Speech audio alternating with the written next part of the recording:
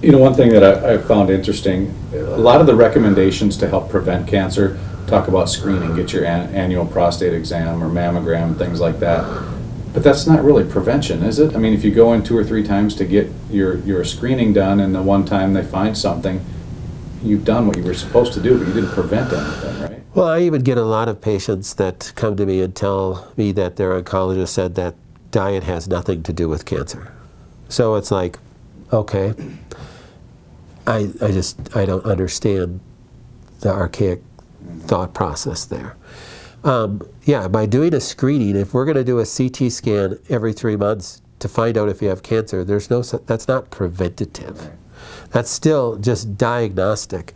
And the purpose is does the patient fare better if we diagnose the cancer earlier? Well, that depends on the treatment choice.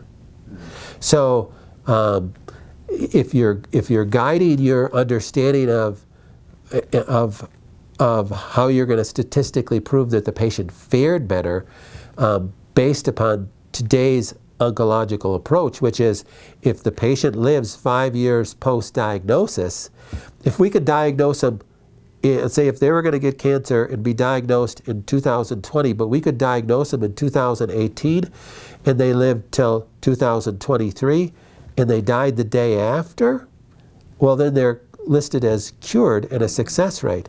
And if we diagnosed them in 2020 and they died in 2023, well then they are listed as a failure. Those are really rubber numbers. So is the purpose of diagnosing people earlier just so we can get them into the system and have them live long enough to be called a cure when they really live a horrible lifestyle and still only live 5 years? That's not winning to me. So, and I don't think it's winning to anybody. So diagnosis is important, but it's the treatment that you choose that makes the difference.